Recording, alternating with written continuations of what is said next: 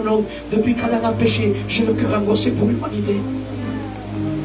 Parce que le but de Dieu, c'est que tout homme soit sauvé. Dieu a un souci, c'est que les hommes se sauvent. Et là, Gethsémane, Jésus est à genoux. Jésus est en train de pleurer. Jésus est en train de gémir. Jésus est en train d'être angoissé. La Bible dit que tellement que l'angoisse était forte, que le corps évacuait la pression par des grumeaux de sang. C'est plus de la sueur qu'il avait. C'était du sang qui coulait. Je comprends maintenant le texte qui dit « Je suis environné par les taureaux de Basan ». Parce que les taureaux de Basan, c'était des taureaux sans cornes.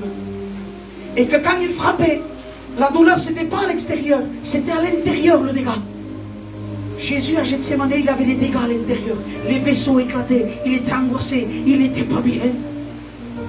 Il continue. Au prétoire, on commence à le frapper. On lui crache au visage. On prend son dos, on le laboure. Vous avez déjà vu des champs labourés, vous? C'est votre métier à beaucoup. Tu as vu le champ quand il est labouré, quand il est prêt pour la semis? C'est que les sillons qu'il y a, ça c'était le... Quand vous regardez ce champ, les frères, pensez au nom de Jésus. Quand des fois vous travaillez, que vous n'en pouvez plus, vous voyez le champ et dites « Oh, son dos à Jésus était comme ça. » Le dos labouré. La Bible dit, on peut compter mes os, sans radio, sans IRM, sans rien, tellement on lui avait arraché de la peau. Un frère a calculé 25 morceaux de chair, 39 fois, ça veut dire que 900 morceaux de chair ont quitté le corps de Jésus. Moi je me plante une écharpe, je saute. Lui, 900 morceaux de chair, avec la chaleur qu'il faisait, le sable qui était sur les plaies, il fait mal. Mais Dieu, comme un anneau muet qu'on mène à l'abattoir, Jésus ne dit rien et il avance. Parce qu'il n'est pas venu comme une victime, il est venu comme un héros venu sauver. Il avance, on lui crache dessus, mais il avance. Un coup de poing, mais il avance. On le gifle, mais il avance. On lui arrache la barbe, mais il avance. Pourquoi? Perché quando stime si possono parlare. Quand tu aimes, tu es freiné pour rien. On s'estime, il avance. On se calde libre, avance. Et là, le Fils du Dieu vivant, Yeshua, on le cloue sur le bois de la croix. C'était le condamné le plus coopérant qu'il y a jamais eu dans toute l'histoire. Certains coopéraient parce qu'ils étaient suicidaires. Lui, non, il n'était pas suicidaire. Quand il fallait donner la main, il y en a qui tiraient. Lui, non, il donnait la main. Et quand il fallait donner la jambe, il ne mettait pas des coups de pied. Non, non, non, il laissait faire. Et là, on prend Jésus, ses mains précieuses, des clous de 10 à 15 cm, et on lui enfonce sur la partie du poignet. Pas à la main, parce que le poids du corps aurait arraché la peau. La partie du poignet, Jésus crucifié. Entre ciel et terre, une vision horrible, une vision qui faisait peur, tellement que la vision faisait peur que même le soleil a tourné le visage. Même le soleil s'est mis en deuil quand Jésus était sur la croix. Parce qu'en plein midi, le soleil s'est éteint. Il est resté 6 heures. 6 heures à la croix. On lui disait, Pache, allez, descends, on croira en toi. Et lui, on dirait que je le vois en disant, si je descends, t'es perdu.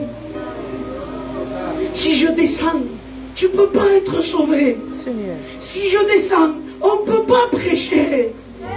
S'il descend, tu ne peux pas chanter. S'il descend, tu n'as aucune solution. S'il descend, tu n'as pas de porte de sortie. Il est resté. Tu veux une preuve qu'il pouvait descendre quand il voulait? Pierre, si je veux.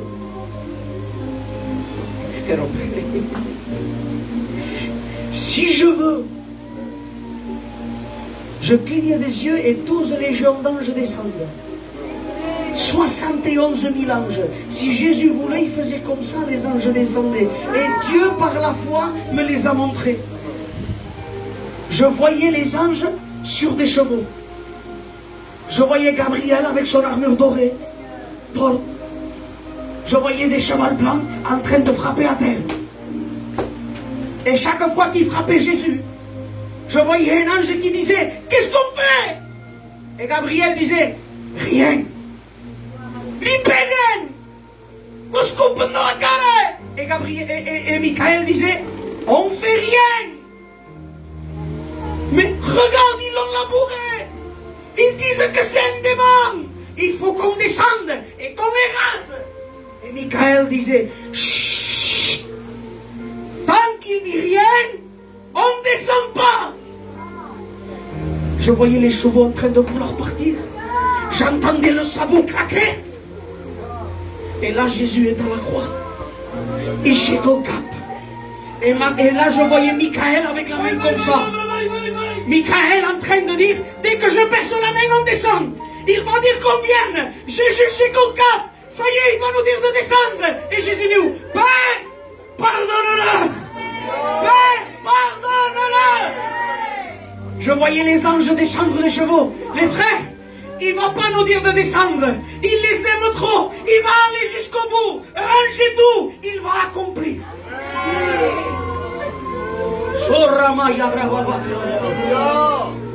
À la 6e heure. 6e heure. 6. En hébreu, hameçon. Parce que la croix était l'hameçon de Dieu pour pécher ceux qui s'étaient perdus. Jésus meurt.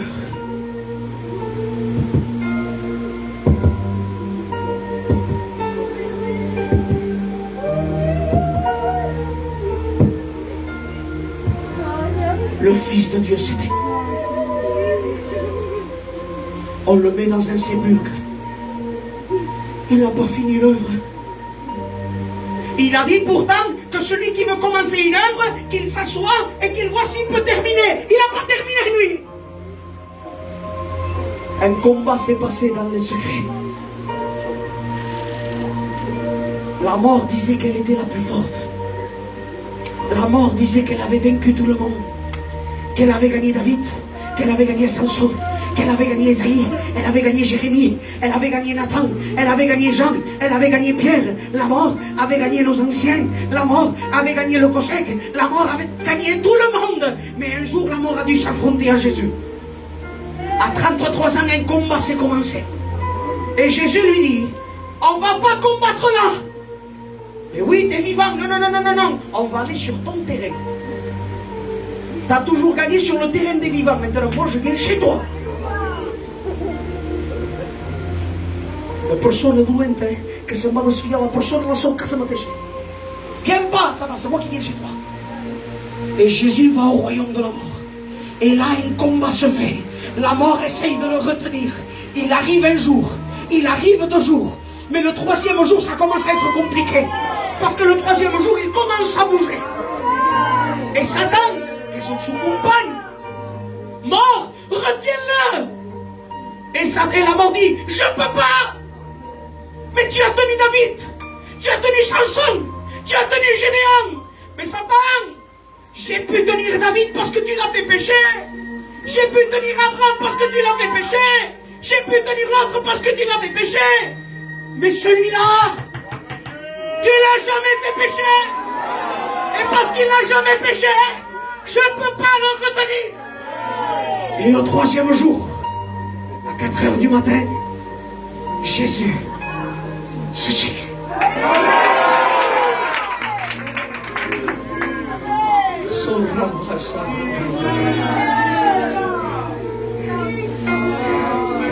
Il ne sait rien faire sans le terminer.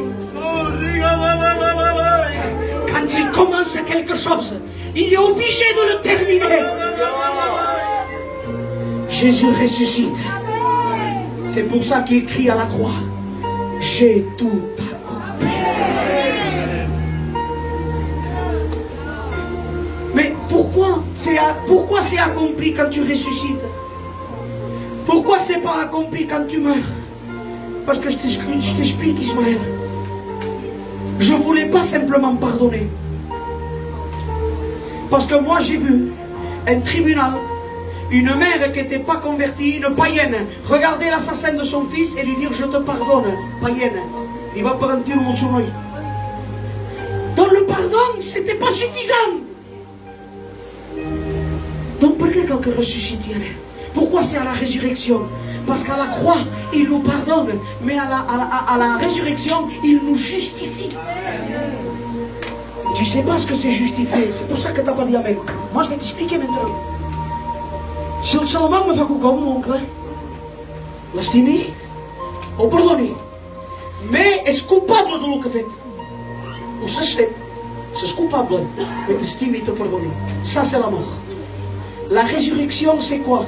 Salomon, je ne me rappelle pas ce que tu as fait, c'est comme si jamais tu l'aurais fait. C'est ça la justification. Il ne voulait pas simplement nous pardonner, il voulait nous rendre innocents. Quand Satan va au ciel avec son dossier, à qui t'as fait de ça? Il regarde. Je ne m'en souviens pas. Il a été justifié par le sang. Le sang de Jésus purifie de tout péché. Le sang de Jésus balaye les liens. Le sang de Jésus balaye la dépression. Il balaye l'alcoolisme. Il balaye la drogue. Le sang de Jésus purifie de tout péché.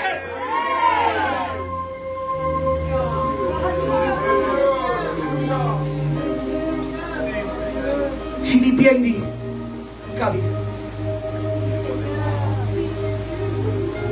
les œuvres peuvent être terminées, mais elles ne sont jamais parfaites. Parce que l'homme ne peut pas créer la perfection. Alors voilà ce qu'il dit dans Philippiens. Cette œuvre qu'il a commencée en vous, il la rendra parfaite. Pour le jour où il viendra nous chercher.